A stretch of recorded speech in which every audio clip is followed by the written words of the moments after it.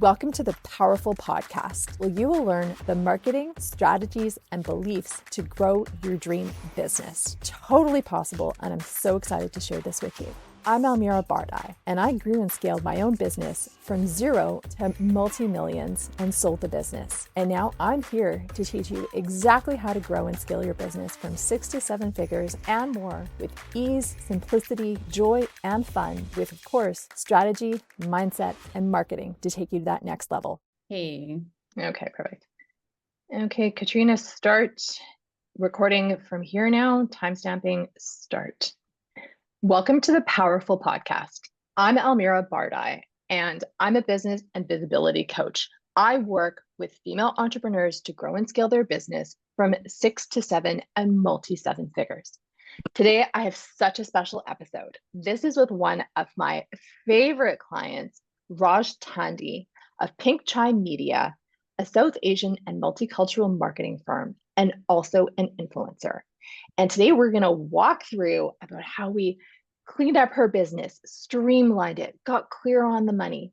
Raj went from a lack of clarity in her business, trying to figure out what were the best money revenue making streams of her business, trying to understand where the money is going, getting the right budgets, the right clients, but even more importantly, getting really clear on what is it that she desired in her life and what she wanted to do. As we go through the story and the journey, this is also one thing that Raj had told me is that she said, I'm tired of working harder and making less money, and something needs to change. And this is exactly how we got into the heart of our work together.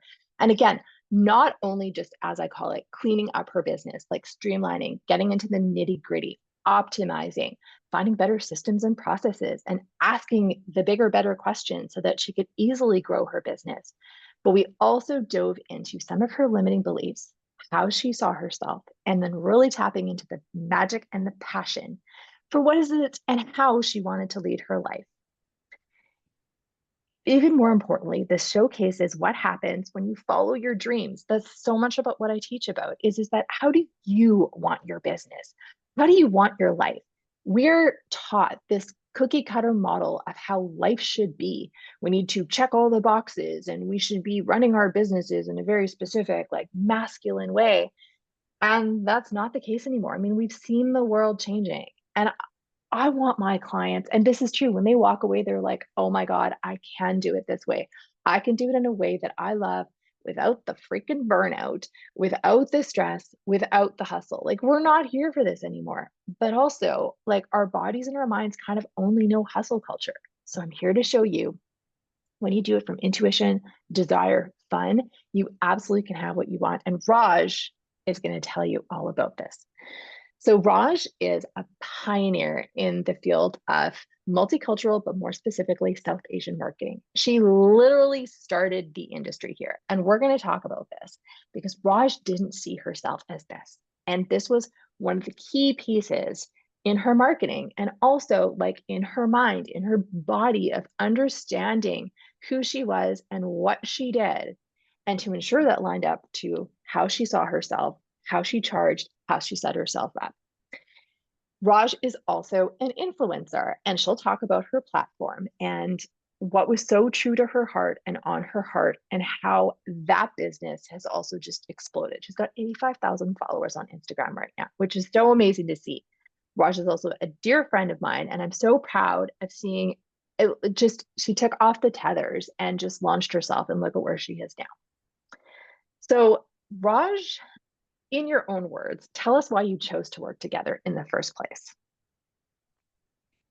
Well, I think the real honest thing was that I was at a breaking point. I was exhausted and I was unsure if the business I had been working on for several years at that point was actually ever going to be what I wanted it to be. And I think, in that haze of exhaustion, frustration, I reached out to you because I trust you. And so it was sort of like, I'm going to fall here. And this is someone who I trust is going to catch me and show me the right direction to figure things out. I am so honored and so touched. That is so kind. And You absolutely did entrust me with the journey. And I'm just like, I just love looking at you on the other side. And also like when you would call me with, I put in a proposal at $10,000 more and the guy didn't blink an eye. And I was like, yes, because that's exactly how I saw you and what I wanted for you. And it was such, I hate to sound that it's like all about the results because it's not, because you blossomed and you trust yourself more and you just got really grounded into yourself and you were like, yes, this is what I want. And when you owned that, and to see yourself going from, yeah, the exhausted, the tired, the burnt out, the I just don't want to do this anymore, to where you are now, it just, I'm so proud. And I'm so touched to be a part of that journey. And so when Raj and I first connected, so in my work together with clients, we look at four key areas of the business. It's money, which is, sales, growth, money. Where's the money at right now? Where do you want it to be? Do you understand where your money is at? Looking at profit. We look at marketing, thought leadership. How are you setting up yourself and your business? Systems and processes, and are you leaking money because you just have really poor systems in place, and your team might be spending longer on doing something, or realizing you have a great client and yeah, it's a great budget, but hold on a second, you're putting so much work into something, you're actually losing money on there. And then also on your leadership and who you are as you've grown the business, as you are growing into the CEO's role. How are you behaving and thinking and aligning? And also, how are you taking care of yourself? What is your self-care? Are you treating yourself as the CEO? Under those four key areas, we're also looking at your energetics and what do you love and what brings you joy and how do you want to grow the business? Because honestly, if it feels really boring and completely out of alignment, everything that we look at from your marketing and your thought leadership and all of the growth, it's not fun. If you're just sitting there and lying there and being like, I'm so bored, I don't want to do this anymore. We have to look at your internal magic and what brings you joy and brings you light, while also cleaning up, on the to-do side, what we typically talk about the masculine side. So we worked on Raj's cash flow, her profit margins, and as a digital marketing company, it was looking at the key areas of her business that were making money, weren't making money. And so Raj, in your own words, can you tell us more about what your agency does and the services that you provide? Absolutely. So my agency is a full service marketing agency, but what we really specialize in is digital marketing. So social media content creation, strategy. We also do execution of online advertising. And really, we hone in on the South Asian market. We have worked over the years to develop many different campaigns, both in English and in language work, and really work to connect brands with their South Asian consumers in an authentic way. And really where I think we accelerate and where we really specialize is that we have a unique perspective on the different demographics inside of the South Asian community, whether that's immigrants or first or second generation Canadians. And I think a lot of other agencies were looking at their consumer as just one type of person when they are creating these campaigns, whereas we have this unique ability because our team is made up of people who fit into all these different categories to look at it in a different perspective. So we're creating these very unique campaigns, which I think is what our real USP is in the agency world. And, we specialize really deeply in food, hospitality, and travel related products. And so essentially we are one of the firms where you can come to us and we can do the whole gamut of things in the marketing and PR box, but really where we excel and what we love to do is digital marketing. I love it so much. As a brown girl myself, a woman of color, like I look at the work that you do, and your work makes people and consumers feel valued and like we matter, and that somebody or our brands are listening to us and loving us and connecting with us in such an authentic way. And I think, when I look back to growing up, we're all just meant to blend in, right? And so Yeah. the work that you do shows us and people of color that we matter and we're important, and that it's just like it is actually that sense of authenticity and belonging, which is so much about the multicultural world that we now live in. And I just think it's just so amazing, all the work that you do and how you showcase it. And so you, like you said, you're a full service marketing company. What felt like all over the place and chaotic in terms of the services that you were offering or doing? And then of course we cut it down, right? So tell me about that journey and how you felt in being able to say, okay, this service is not working for us anymore, or we shouldn't be doing this. Like, how did it feel for you? Did you feel like you were losing like your babies, or was there a sense of relief that you were able to work with somebody to guide you in making those empowering decisions?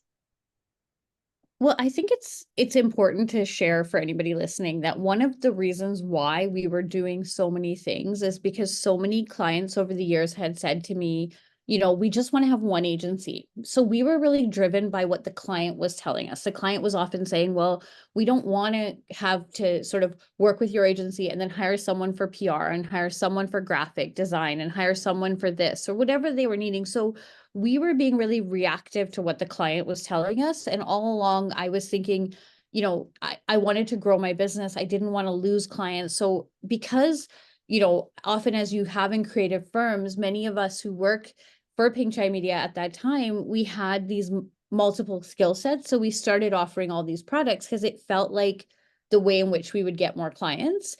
And then, when you and I started working together, I think I had shared this with you, that part of the reason I was so burnt out is when you are a mid-size agency or a smaller agency and you're the touch point for everyone, which I was, I was every client's touch point to verify things. And then I was having to keep up with and learn all these different services. Like, I think at the core, I knew that I was stretched too thin, but I definitely had this fear that by telling my clients that actually, we're only going to focus on your digital and maybe you're going to have to take your PR somewhere else, or you're going to have to take your packaging design somewhere else. There was this great fear of losing those clients. So, I mean, it would be dishonest to say that it didn't feel scary or hard or difficult in the beginning. But I think as the process evolved, as you and I talked about it, I think what became like jarringly clear to me, and also as a backup, just to kind of fill in here, I think pre-pandemic, I had about 6 or 7 people working with me in various capacities, some full-time, some contract. And when you and I were working together, I was in a place where I was also considering whether I was going to hire back that full team. And I think it was really just a stark realization for me that there was so many parts of my business that I was offering and doing that I didn't enjoy, I didn't like, and in fact, I dreaded. So the overall process of streamlining, I think, was really good for my mental health, but really scary from a business and revenue perspective originally. Totally. It's that. And I remember doing it in my own business when I had my own agency. It was like that sense of, I'm going to throw up, because or even it's just like a client who pays you a lot of money, but you realize you're spending all of it and more on the intensity or the needs of the team to be able to support it. And there was one of like my biggest clients. We decided this would be a loss leader. Like, we would invest in doing all of the work because there was such a high profile brand. But we looked at my hours and I was spending $27,000 a month of my time on this client. And sometimes you have to take those and say, yeah, this is not right, or it's not right for my mental health, or I'm pouring so much into this or over giving that I don't have time to effectively do other work or things like that. But you also feel so stressed out and like you want to throw up because you don't know what you're going to do. But it's part of the up level. And I think we are taught that it's either hustle and grind to get the next level, or like I think there's this now in this whole world of where we talk about manifestation, which I do believe in, that it should be easy, but it's also terrifying as you make these up leveling moves. And to be able to be in the business that you want, it is worrisome, and you worry about how you're going to pay for everything. But this is also now what comes into the cash piece of it as you streamline your business, is that you also made the choices to do differently with the money, if you will, and to not have all the services and to not have all of the team. But also, when we looked at some of your accounts and the work that was being put in there, or also like a content shoot, for example, is that how we streamlined the processes of various shoots, so you weren't always having to recreate the wheel. And I think that was a lot of it, was you were spending a lot of time putting together very custom shoots, which you can, but when you put a system and a process behind it to streamline it, then you end up saving time and money, and it's better for your mental health. So I guess my question in this is that you in having those throw up moments, you were seeing the freedom on the other side, and also the cash flow was able to flow better. And when we were, and sorry, let me just stop, Katrina. Let me just get this thought out. Okay, you can start taping again. So when looking at your cash flow, we were looking at what was actually making you more money, not just from an actual, receiving the cash from the client, but where your time and your team's time was being invested in to deliver to these clients. And it didn't make sense from an internal perspective, because it then made you were like hourly making $13 an hour or something, which didn't make any sense. And so when we looked at the structures of it, we did look at what is actually putting money into your pocket, into the business's pocket, because there wasn't as much time internally that your creative team was having to have a conversation, or to put together a shoot, or to bring in people. So that's also another key area in streamlining the service is that what makes your business run smoother. Again, it could be an internal system or process. So, systemizing your content shoot plans, or briefing the teams in advance. How do you go from your internal briefs to getting all the creative ideas to then preparing the client briefs? Like, that was a whole big systemization. And also is that it became less draining on the internal time, freed up your time so you could go out there or do more business development. Or it was about looking at, like, I know as a business owner that I need to have at least a 20% profit margin on everything that I'm delivering. So it's about, like, your internal time, how much time you're spending on there.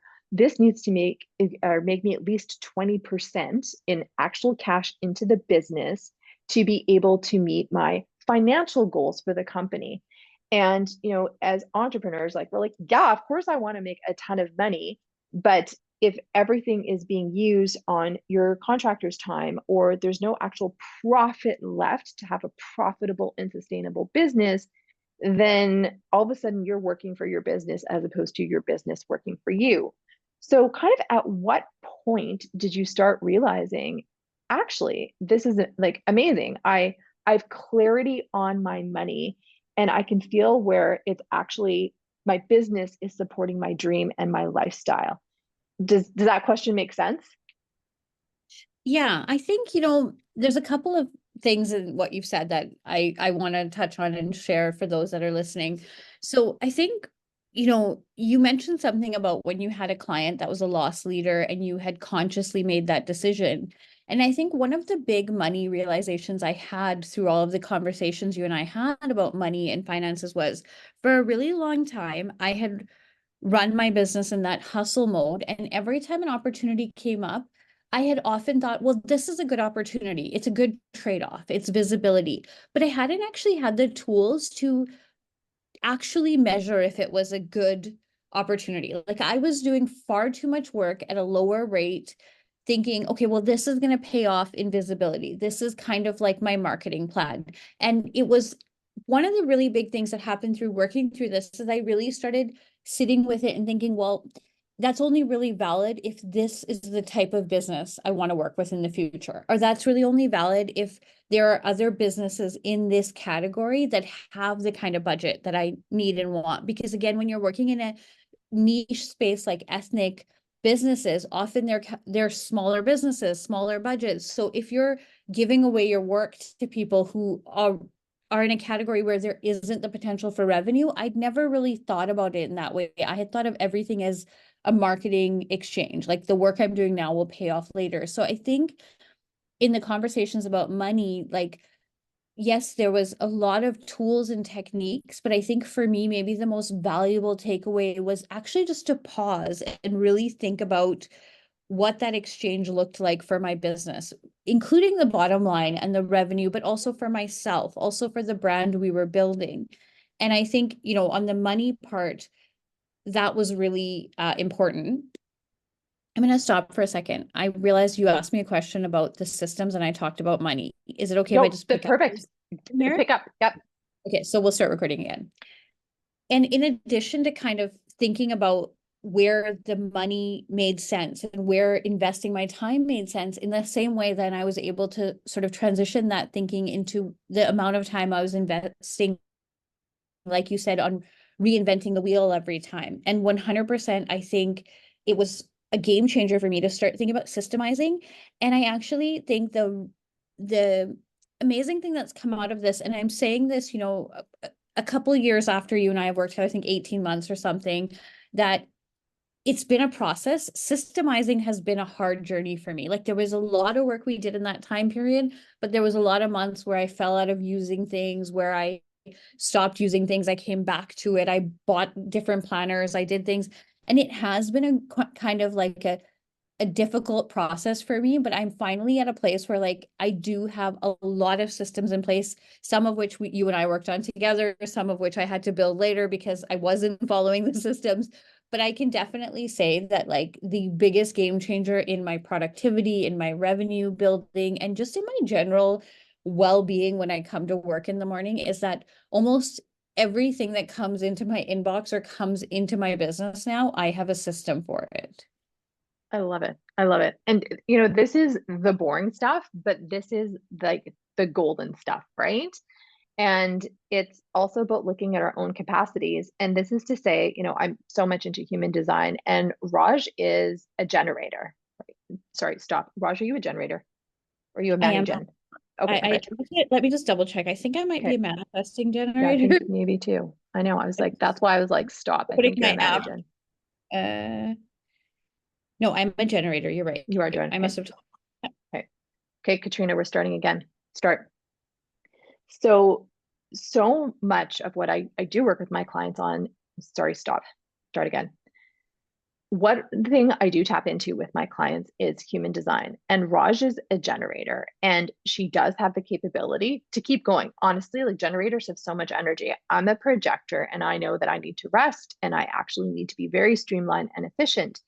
And one thing in looking at Raj's business is that she has the passion for so many things.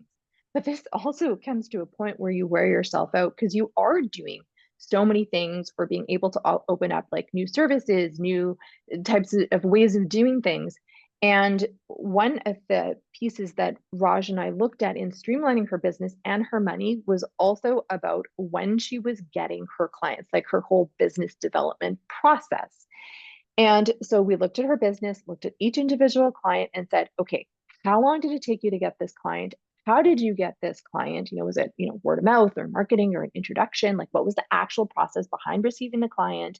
How long did it take to go through the business development process, like the nurturing, having the conversations? Do things typically go to a pitch, or are you doing a proposal? Like, what did that whole thing look like?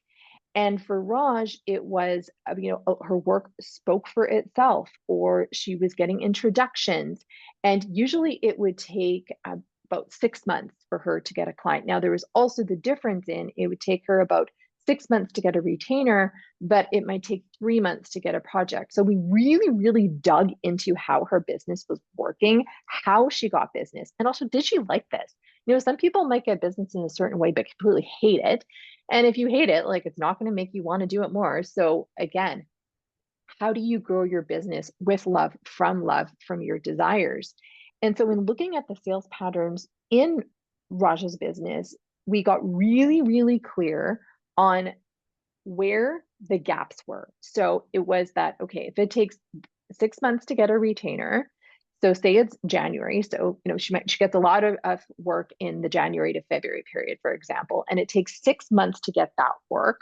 So 6 months before that, which is what, June or July, she needs to get out there and start networking or doing business development activities.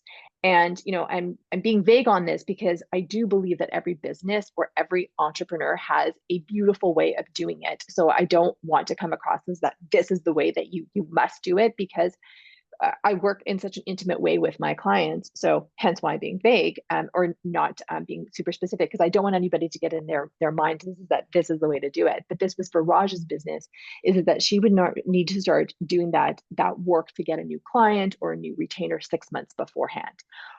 And also we looked at how long it would actually take her to do the work on the retainer clients. Like, was a very intense month. Did a lot of the work on a 1-year retainer, was a lot of work done in the spring season. Okay, so that meant that there was a little gap in time to do things in the spring period where maybe she could take on a project And that would also bring in like the revenues and the cash flow that she needed. So again, it's like looking at what is happening in your business to identify, and also it makes it predictable. So you literally know that you when and at what season you need to be out there doing a specific activity for business development in order for things to come in, or you knew when there would be a quieter period. And this is important for cash flows, is that you knew that there would be a quieter period, so you knew that you actually needed to manage some expenses in the few months before your quieter period, or you knew when there was a gap that you could fill and you had the availability to take on another new client to be able to fill it in. And this is like the flow and the dance. It's like tango in managing your cash flow and your money and your sales. Once you can actually see and you've got a picture of, oh, this is how I get in business, or this is when clients are coming in, or this is when this much revenue can start to come in. You're literally building a picture that you can look at, and you just have so much clarity on what is going in and how you can operate your business.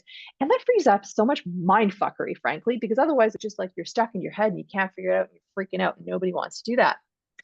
One thing I want to ask in this next question, Raj, is about you and your accountant, who, if you're listening to this, I have all the respect for you, accountant, and for all accountants. But this was an interesting one because, Raj, when I asked yourself how you were paying yourself, and it's also, does support your family, you were just listening to your accountant on this one and hadn't asked some of the questions yet. So let's talk about that experience.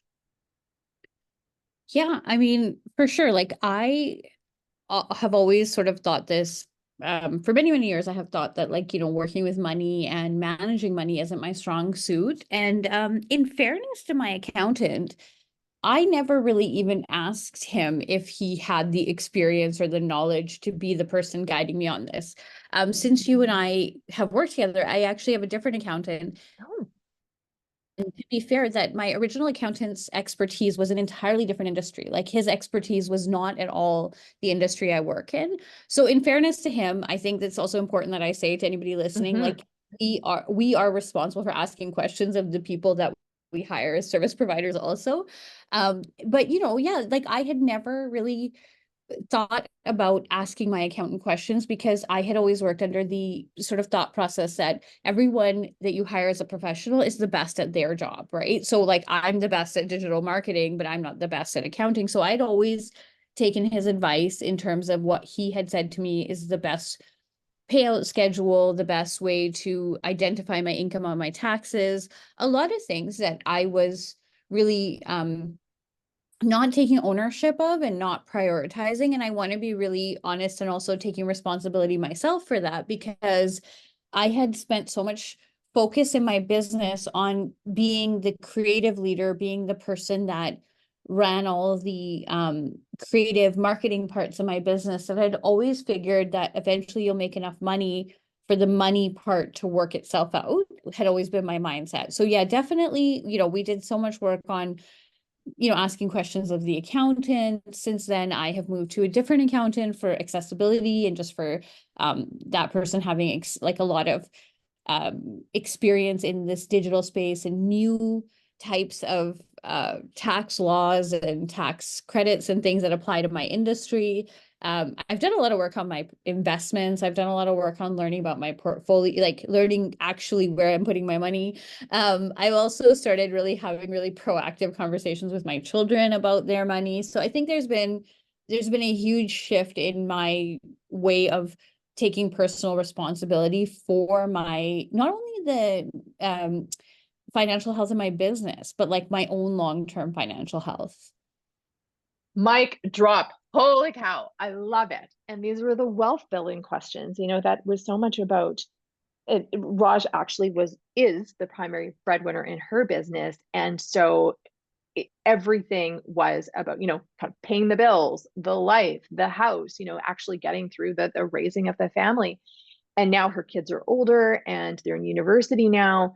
And go, Raj, like you've paid for your children's university education, but now it's like you really, when we started working together, was, well, what is my wealth journey? What do I want for my wealth? And look at you, like just you've literally quantum leaped from this place of I just, need to get my kids through school, or it was, a focus on the moment as opposed to the future as well. And look at you now asking the questions and just taking control of your life, your family, your wealth. I think that's just so amazing. And it is exactly about that. It's about asking the right questions and just getting really empowered. And it's not to say that we're going to know everything. You don't have to know everything. It's just about starting to ask those few right questions and look at where you're at. Oh my God, I'm so proud. And it's a journey. It's always a journey.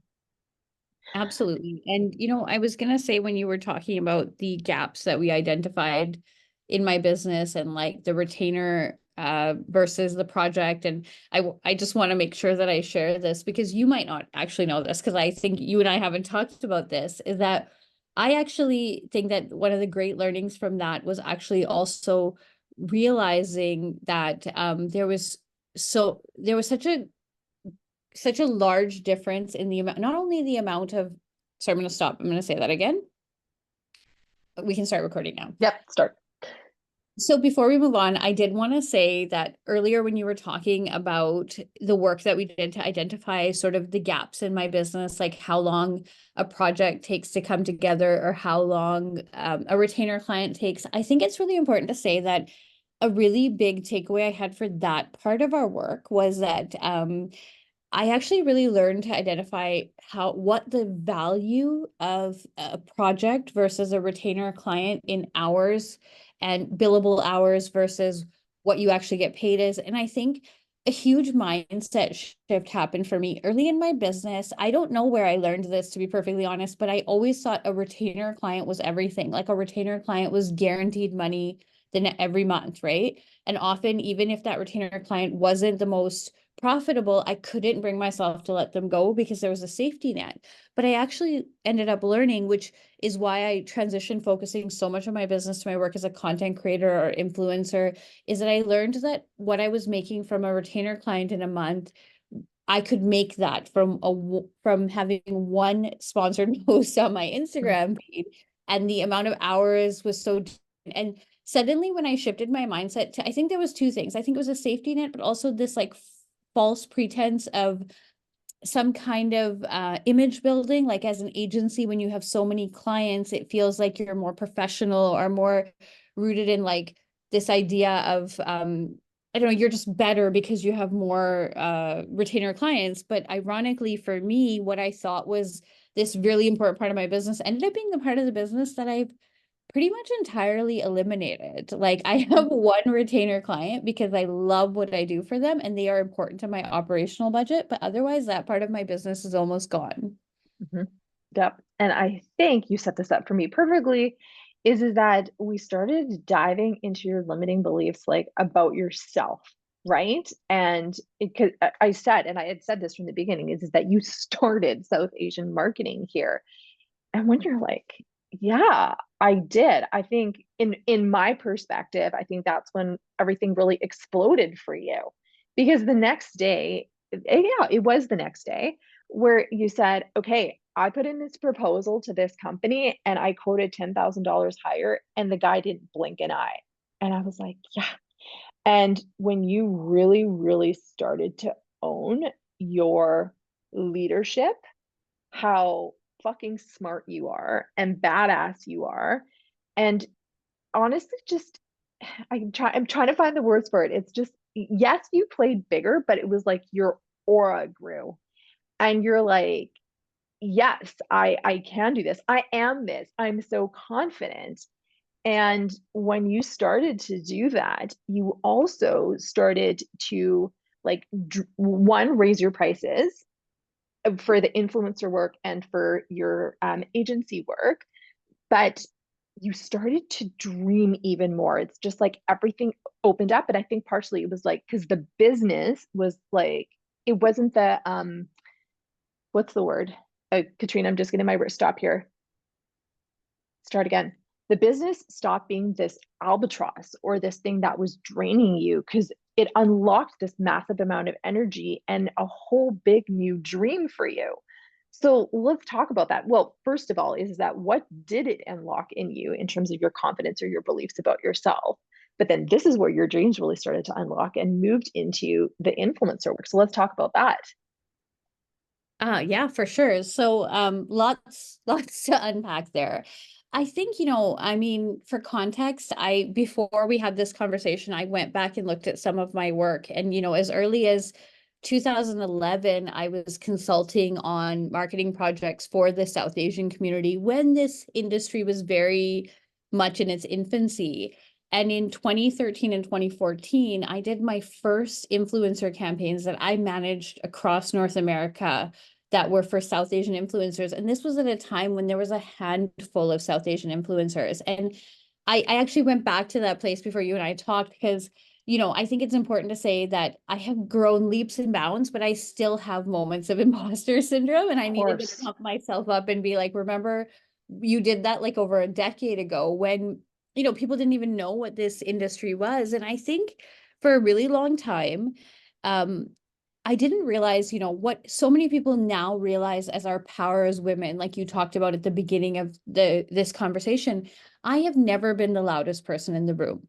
I am never the person with the biggest voice. I am not the person that will, argue with someone across a boardroom. And I always saw that as my weakness. I always said, I run a heart-centered business. I'm very feminine. I'm often soft spoken in situations where people can out talk me just by their sort of sheer presence of their body weight and their voice. And I always took those as really diminishing traits. I thought, I'm not successful in business because I'm not operating in that, I hate this expression, but that boss babe mode. And I always thought, there was many things I felt about myself. I felt for the reason that I wasn't the loudest, I wasn't the youngest, I'm never the thinnest girl in a room. Like all those things were kind of weighing on me. Anybody who knows me in real life knows I have a sort of quirky way of dressing. I remember this one event, Al, that you and I were at where I wore my Converse with my dress and you said, yeah, all the young kids are doing it. And I just couldn't help but laugh because I thought, well, no, like that's just who I am. So all those things, I took them as negatives. And I think for a really long time, I was looking for external validation. I wanted someone else to say like, yeah, your business is successful. What you've done is valuable work.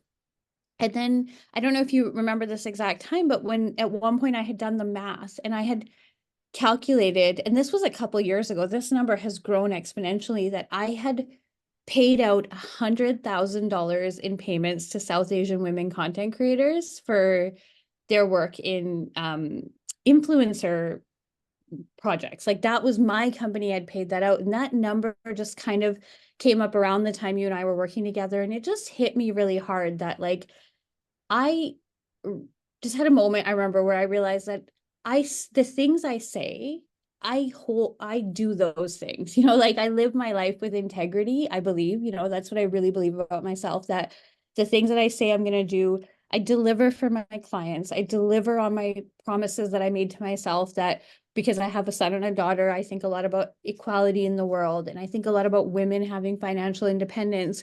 And I think all of these ideas were colliding at the time that you and I were talking about my work in terms of leadership in the community, my work in terms of being a pioneer, and like even being able to say those words out loud to you now, I think you know how far I've come, because for many, many years I have downplayed myself. And I wish I knew exactly what it was that made it click. But I think as soon as it did click, that all the things, like it didn't matter that I didn't have a university degree or I didn't have an MBA or all the things that I thought about myself. Like I always thought, I don't know how to do a PowerPoint presentation. I'm not the best at writing up a contract.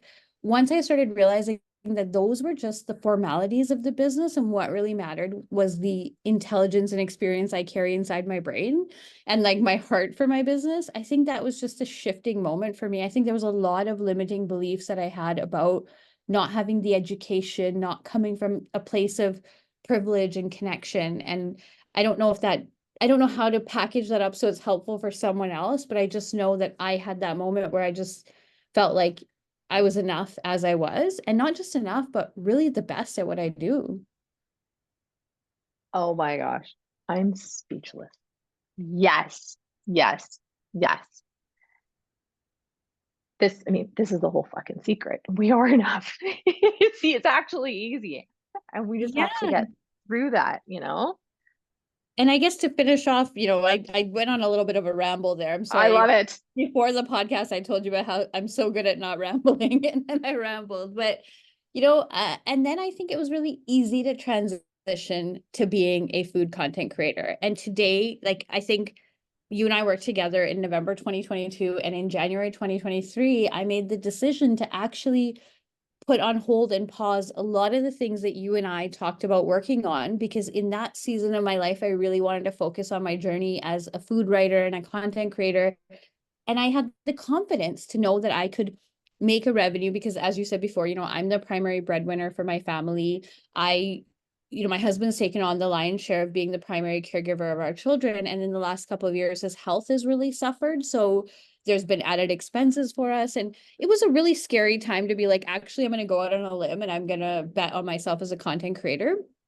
But I was able to leverage so much of what you and I worked on that business and build revenue there. And I think all of a sudden I just was like, I built this wild other thing. Like, I can do this. And I remember you and I talked a lot about whether I should niche down or whether I should be more mainstream friendly. And I went the total, I didn't just niche down, I niched inside of a niche. Like, I don't Mhm. make South Asian food, I make Punjabi food. And through that journey, I have discovered, I think I used to always think that I was born to be in marketing, but I actually think I was born to teach people how to cook cultural foods. I just didn't know it until I I love it. knew it. I love it. And I love when it starts to go into that, deepest desires, like listening to what's on your heart. And all of a sudden it was like, hold on a second. There's something else here that is so like it was calling you. And you listened to that. And I think you also had the mental space to be able to make those decisions. And Yes. you were in such an empowered space. Like you just kind of looked, as you said, you paid $100,000 out to South Asian creators. And like it gave you confidence to know that you have achieved all of these big wild dreams. And what was next, or things that you thought were impossible, I think about like when we're little brown girls, we don't realize how Yeah. big our dreams are. And then all of a sudden, you're just like, holy fuck, I did that. So I can listen to my biggest and my wild dreams and see what is my intuition telling me and what is my intuition pulling at me that's actually pulling me into a whole other different direction, because now I've got the clarity and the capacity to be able to look at it and like, wow, it is so different, but it's so beautiful. And I need to go after this. So tell us what happened on your influencer, on your Instagram platform and your accounts, like, because you were at like 25,000 followers, I think, and now you're at over 85,000, and you're doing it. And you were telling me about your budgets for some of the campaigns where it was like $500 for it, but then you did 26,500 in a week, like wild. And let's talk about what that opened up. Yeah, I mean, I think really clarity was everything for me there. I have been tinkering with being on Instagram and having a blog and growing an online brand for almost for well over a decade, actually, but committed for a decade. But in the last 2 years, I think what happened is that I really just honed in on, and, shout out to a friend of mine, Serena. She probably will listen because it's right up her alley. She kind of showed me a number at one point where she said, this is how many people the census says are in Canada that are Punjabi Canadian. And I thought, that's a lot of people. If I can just reach them, that's going to mean something to brands. And so I think I was able to couple the things that you and I had just been talking about, building knowing your services, knowing what you're selling, that plus my passion, and just leaning into cooking Punjabi food. And the really funny thing, you talk about us as brown women for so many years. I think so many of us have played this game of being just brown enough, not being too brown, wanting to be accepted in all the spaces. And I have too. And I think that's why my platform wasn't growing. And I think at one point when I just decided, like, hey, my platform is for people who care to learn about Punjabi food. And if that means that other people feel excluded, I don't want them to feel excluded, but it's okay for us to have spaces that we build for people that are like us. And what a journey it's been. Like, I remember in January 2023, I decided to entirely change the way I make my videos. And the very first video I made was how to make kyo, which is the Punjabi way of saying ghee. And the old me would have been like, well, you have to say ghee so everybody understands it. But in that moment, I just knew that the people that needed to connect with me, like they were going to connect with that word. And that video, I mean, I put that out. It was a 2 minute and 12 minute, 2 minute, 12-second video at a time when people were saying to make 7-second videos. Like that is what people were saying Instagram wanted. And I decided to go entirely the other way and started making 2-minute masterclass tutorials. And everything just snowballed. I have had, some of my best financial years. I have worked with brands doing amazing things. I have convinced these brands that they don't need me to do a blanket South Asian recipe that appeals to everyone. It's okay to appeal to a niche. This year I was invited to Vaisakhi at Parliament in Ottawa. Like I can't even tell you if you want to talk about moments that just like get you to the core. Like I sat there and I thought, like, imagine if my parents and grandparents could have ever like thought about like me being invited to Parliament Hill for Vaisakhi because I teach people how to make Punjabi food. How wild is that? Your ancestors are clapping. Oh my gosh. And you prove that like you're the matriarch, but like you literally are proving what it's like to live from such a heart-centered space, but not heart-centered for other people, heart-centered for yourself. And what is that dream on your heart that, as you say, it just snowballed? Like, fucking amazing. Yeah, I can't even like I have a lot of days where I'm like, wow, like, and I just constantly try to remind myself to sit in gratitude, right? Like I am a 43-year-old Punjabi Canadian woman who, by the way, also decided to embrace my gray hair because I don't know who I am now, and I just do all the things that make my heart happy. And I had all these ideas when I started going gray that I was like, oh, now brands aren't going to want to work with me. And you know what? If there's one thing I've learned in the last 2 years is like nothing trumps authenticity. Yeah. If you are authentic, people connect with that.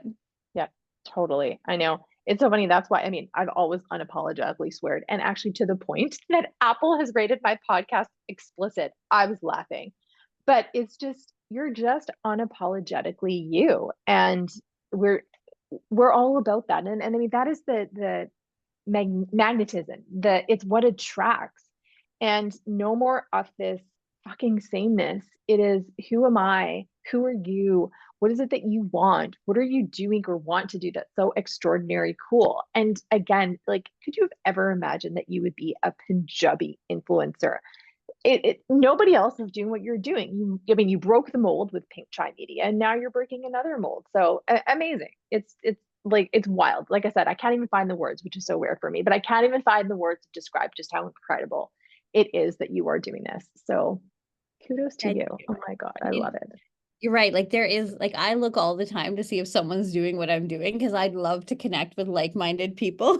But there is really nobody that I have found in Canada who is like a Canadian content creator who's just shouting out their ethnicity the way I Yeah. am. Like Yeah. and is like I'm going for it. And I think yeah, I think it comes from a place of just peace. Yeah. Oh my gosh. What brought you the most peace in our journey together? Ooh, I actually think it's so I think what brought me the most peace in the work that you and I have done together is actually knowing the things I could let go of. I think when I started working with you, my mindset was that I wanted to have like the biggest and best agency in Canada, and I wanted to have the big accolades for that because that's what I thought success looked like based on what the world sort of shows us. But I think the great piece came from being like, you know what? Even if no one is externally clapping for you, even if you let go of these services and these offerings that are what you thought were like the sexy parts of the business, for lack of better words, like just knowing that knowing that I know how much money I have to make to live the life I want to live, knowing that I know my projections for the next 90 to 120 days. And if those are where they need to be, and my, long-term savings are where they need to be, I can come to work and no one can know the work I'm doing. And I'm happy about that. Mhm. Yep. Yep. No need for external validation. Yeah. I Let's think talk that's about, where it's at. Yeah. Sorry. yes. No, sorry. Lara, can you cut out that part? Raj, finish your sentence and then I'll ask my next question. No, I'm all done. I was Okay, just saying, perfect. yeah. Um, Raj, I want to talk to you about wealth for women and wealth for brown women and what changed and what you now have for yourself and where are you dreaming bigger as to what's possible, because it all is possible. Absolutely. Everything is possible. And, wealth for brown women, I want to say that, like, whatever age you are, if someone is listening to this podcast as a brown woman, I cannot stress enough what has meant to me in my life at every stage of my life to be responsible for my own. Sorry, I'm going to say that again. Okay, we'll start recording. I think when it comes to wealth for brown women, if there was one thing I could share with everybody listening and what I aspire to share with my daughter, is that it is absolutely okay to have money for yourself. I think we have been taught to be such martyrs and we have been taught to do everything for everybody else that often, daughters of immigrants, we feel responsible to share our money with our parents, with our siblings, with other people, even our children. As brown women, we've been sort of raised with this idea that moms are these exceptional creatures that are above every other person in the world. And while yes, all those things we all know as moms, that we hear, like, oh, I'd stand in front of an oncoming train for my child. Absolutely, I would. But it is perfectly okay for me to also teach my child financial literacy and keep some money for myself. And it's not only okay, it is vital, it is essential if we want to be in charge of how we design our own lives. So, like, that is like a message that I try and give everybody, and I try and give it to my daughter every day. For me, what's changed about wealth is, one, is that I no longer think that I don't understand investing. I no longer feel like, oh, because I wasn't good at math in school, I can't understand investing or saving. I've started thinking a lot about, like, incremental saving. I used to have this mindset that, well, if I can't put away $1,000, it's nothing. But I now think about saving in terms of every dollar or a couple dollars I can save. And my big wild dreams moving forward, my youngest, she goes to university next year. And once she goes to university, I kind of have this idea that I'm going to give, like, the next 5 or 7 years till I'm in my early 50s to, like, building a business that will operate either when I'm not there or that I can sell, which is something I've never really thought about. But ideally, I can build a business in a way where I'm building it as a startup, as a founder. So I either sell it or I have stake in it. And then I want to live a location independent life in my 50s and 60s and see the world. I love it. I love it. And you talk so much about women as martyrs, and whether or not they're actually martyring or self-abandoning, you see your mother, Mhm. so her behavior or way of being in a sense of generosity is, no, that's okay, you go ahead. It's very much the give, give, give. And it's not about hold. Like, what is it that she is holding for herself? Or, I equate it to our moms who, raised us in the 70s and 80s, and they worked and, cooked and cleaned the house and took care of us. And as I say, my generation is that, yeah, it's fine to do all that, but I also want to do yoga class and meditate. So how do you do all of that? But in my money story, I realized that I was like, my generosity was not serving me because I didn't know how to hold money. And it feels so strange, even though, like, I'm like, yes, I desire wealth. I want all of the good life, all of the things. But yet there's a sense of, but I have to give to something else first, or it feels strange. And I was like, well, listen, I have a choice here. I could either let my nervous system and, argue for my limitations, or I could just say, fuck it all, I'm changing the behavior and the belief about it, right? But it was interesting to be able to observe it and be like, yeah, we are taught as maybe all women in the world, but we are taught as brown women that to be a mother or to be a woman is to give. And it's not about keeping or saying, I claim this for myself as well.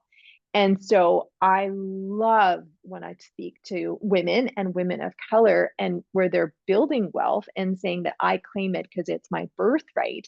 But when you have that realization, like you just look at the world and yourself completely different because you are a matriarch and we get to have a say both for our own wealth, but also for the wealth of our family. I've talked about this on social media before that I was at an event and this beautiful South Asian woman came up to me and she's building her own naturopathic business. And so she's 41 years old and she does want kids. And so her own father told her is don't worry about starting your own business. Just get married and let your husband handle the finances. And she was actually considering it. I'm like, oh, hell no. No, please don't. Because you don't know, first of all, you don't know what's going to happen in life, right? Maybe somebody passes away, or God forbid, or divorce or whatever. But a woman just as a human being needs to have her own money. And we weren't always taught that. I know my mom said that a woman should always have her own money, but like I didn't get that, and I think I started to realize I have a codependent relationship with money and with men and partners and things. And it was really interesting to unpack what we've been taught, but now what it's possible in this generation that we get to stand for and we get to do for, our grandmothers and our aunts and our mothers and our generational lines. And now also what it is that we get to teach our children. Yeah, absolutely. Isn't it such a beautiful time to be alive and to be be women right now. And all of what you said is just making me think of something. My daughter she just turned 17 and she is a master manifester. I have told people this about her all the time. And she's put this amazing vision board up on top of her desk where she studies.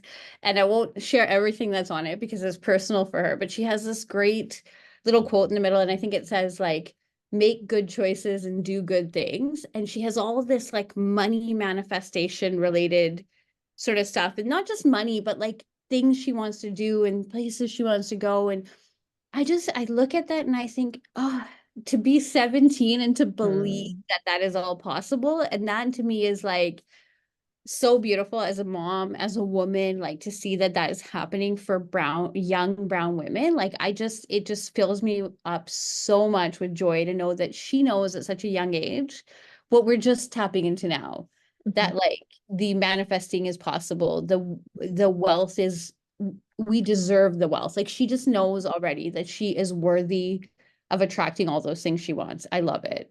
I know. I think it's wild. It's like, our parents' generation were taught you work hard, you work 9 to 5, you work your 40 hours, you get a salary from the man. And this generation of our kids are learning that it's a vibrational universe and that it's all about emotions and emotional intelligence and vibration. And yes, you absolutely do need to do work, but money is going to be an entirely different concept for them. Money is energy. And to me, that's mind blowing. And there's a lot of days where I just argue with myself because it's just like money is very 3D, but our future generations and what we're even learning now, it literally is a whole new world. And I think there's such massive opportunities. And so to that point, yes, it's about the energetics and the dreams and things like that, but it's also learning about how to manage it and manage your business and your life in the real world. And when you blend those two, and sorry, I shouldn't say real world, in the 3D world, because both the 5D and the 3D world are real. But when you blend those and you have those dreams and you know like about the money and how to manage it and the questions to ask and how to operate, but when you blend them, I mean, you're the perfect example of what happens. And again, going back to you when you said snowballs, when you get that blend and that alchemy, it just explodes. And I'm in awe of what we are all able to create. It's amazing. Absolutely amazing. Well, thank you for the passion and the stories and your sharing that you brought to this. It was such a joy to have this conversation. I love just, being able to be a part of your journey. It was such an honor. Was there any other thoughts you wanted to leave? I would just say that if someone is thinking about working with you or working with anybody to invest in themselves and to further kind of their skill set to grow their business, like if there is something I've learned in the last few years, is that we have to invest in ourselves. And sometimes it's really hard to see the value in spending money on ourselves. And it really doesn't matter if you're trying to build like a 6-figure business, a 7-figure business, if you're trying to start a hobby business, whatever you're doing, like you are worth it. Your time is worth it. And what you will get out of these kind of learning opportunities, it's going to pay for itself tenfold over your lifetime. So like, I think as women, we're always a little nervous to spend money on ourselves and do these things for ourselves. But if you can somehow find the way to make it happen, like invest in yourself. Yep. And we're not taught to do that, or that we are worthy of investing in ourselves. But it's so key. And especially to invest in yourself with somebody who's already done it. I'm all about efficiency. Like, why would you do it on your own? And why would you want to, That's the great thing about women. It's all about community and teaching each other. It just skyrockets. I love your word, Snowball. Well, thank you so much. This has been the Powerful Podcast with me, your host, Almira Bardai, and our very special guest, Raj Tandy. Thank you so much for listening. Thank you so much for tuning in to the Powerful Podcast. I've so enjoyed sharing all of my insights, all my mistakes, all of my learnings as I grew and scaled my business from 6 to 7 figures. If you enjoyed this, please leave us a review. And then I'll send you back my top 3 ways to make $10,000. And I tell you, they're super easy, super creative, and super easy for you to implement. So please drop us the review, send it over, and we will send you back with my top 3 ways to make $10,000.